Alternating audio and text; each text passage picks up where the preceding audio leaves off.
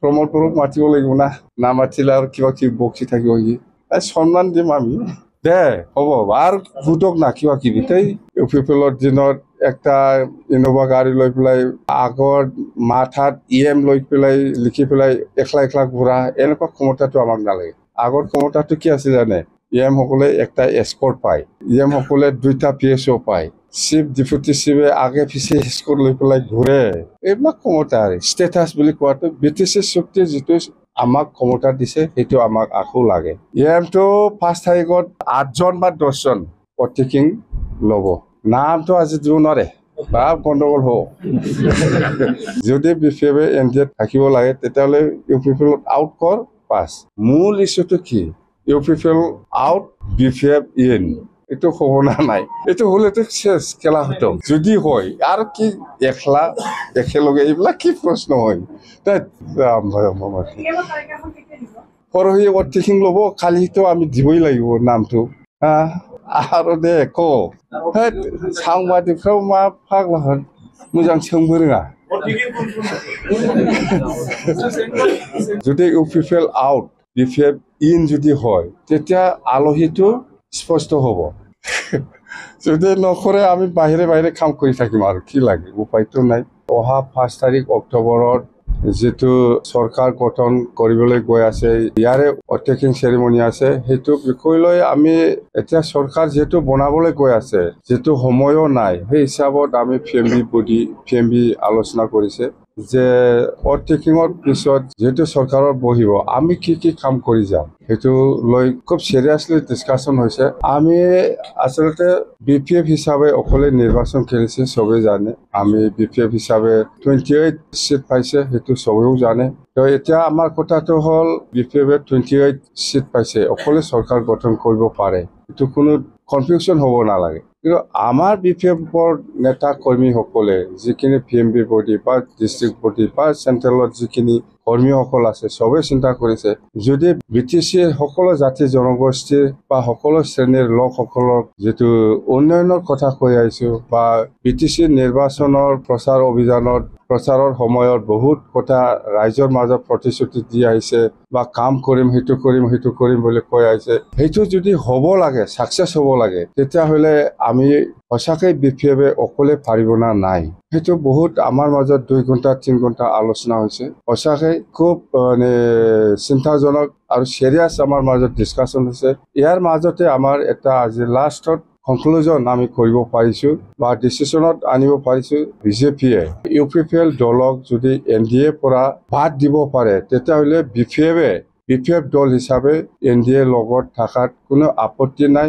আৰু আমাৰ ইলেকশ্যন ইস্তাহাৰত ৰাইজৰ হৈ কাম কৰিবৰ কাৰণে যিখিনি প্ৰচাৰ চলাই আহিছিল, ইস্তাহাৰত লিখিতভাৱে প্ৰচাৰ কৰিছে, সেইবিলাকৰ ওপৰত ইমপ্লিমেণ্টেশ্যনৰ ক্ষেত্ৰত যদি সহায় কৰে বিজেপিয়ে আমাৰ NDA থকা পিছত, বা আমি NDA থাকিম, তেতিয়াহ'লে আমাৰ কোনো আপত্তি নাই। চিধা কথা, ইউপিপিএল থাকিলে বিপিএফে নাথাকিব।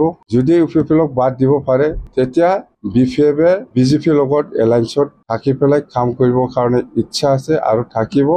আৰু আমাৰ কিছুমান ডিমাণ্ডছ আছে BTC উন্নয়নৰ স্বাৰ্থত, সেইখিনি নিশ্চয় বিজেপিয়ে আমাক সহায় কৰিব বুলি আমি আশা কৰি আজি আমাৰ কোনো আপত্তি নাই NDA থাকাক, সেইখিনি ডিচিশ্যন আমাৰ মাজত আহিল। চৰকাৰৰ কথা পিছত প্ৰথম এলায়েন্সটো ক্লিয়াৰ হ'ব লাগে, ইয়াৰ পিছতহে চৰকাৰ।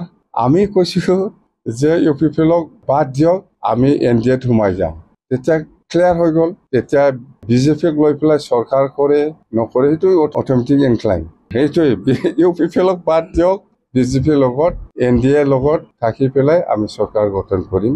চৰকাৰ গঠন কৰিম মানে এলায়েন্সত আমি থাকিম। চৰকাৰটো অকলেও বনাব পাৰে, বিজেপিকো লৈ পেলাই বনাব পাৰে, সেইটো ছেকেণ্ড অপশ্যন। প্ৰথমত NDA এলায়েন্স, ইউপিপিএলক বাদ দিব লাগিব।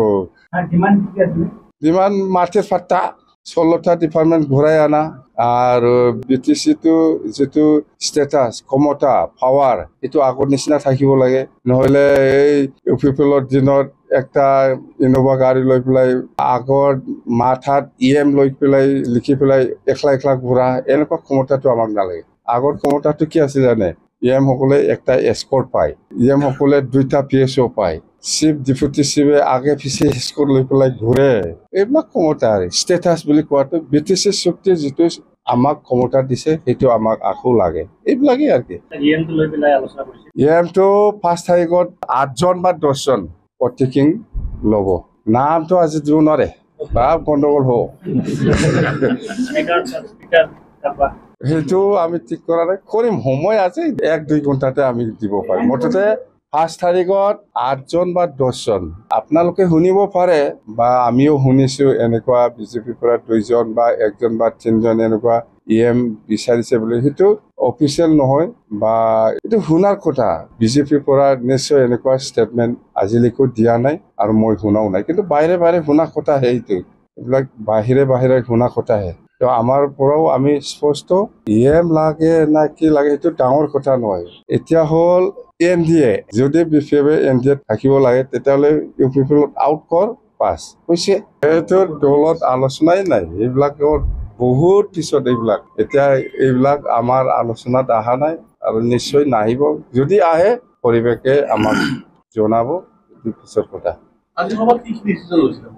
ডিচিশ্যনটো আছে আমাৰ কিন্তু আমাৰ ড্ৰাফ্ট কৰি আছে আপোনালোকে জানিব নিশ্চয় আমাৰ ড্ৰাফটিং কৰি আছে ভালকে মূল ইছ্যুটো কি সেইটোৱে ইউ পিপল আউট বিফেভ ইন এইটো হ'ব না নাই এইটো হ'লেতো চেছ খেলা হতো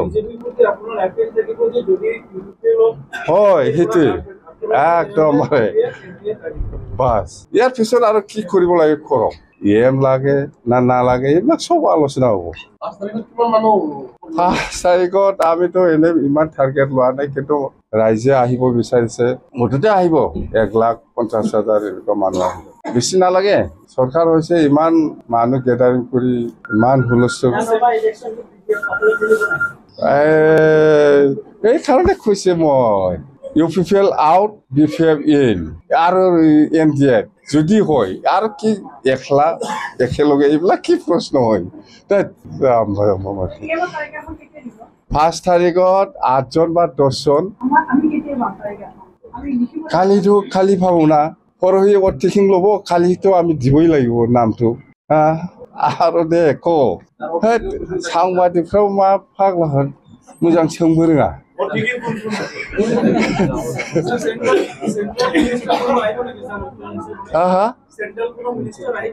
নাই এইটো আমি প্ৰথম তাৰমানে এনেকুৱা হয় যদি ইউ পিপল আউট বিফেভ ইন যদি হয় তেতিয়া আলহীটো স্পষ্ট হ'ব এইটোহে যদি নকৰে আমি বাহিৰে কাম কৰি থাকিম আৰু কি লাগে উপায়টো নাই অকলে যদি ইউ পিপলক লৈ পেলাই যদি বিজেপিয়ে কাম কৰিব বিচাৰি আছে আমাৰ কোনো আপত্তি নাই আমি উপায় নাই অকলে হ'লেও আমি কাম কৰি যাম বাছ এইটোতো নিয়ম প্ৰমোদ মাতিব লাগিব না নামাতিলে আৰু কিবা কিবি বকি থাকিব সি সন্মান দিম আমি দে হ'ব আৰু ভোটক না কিবা কিবি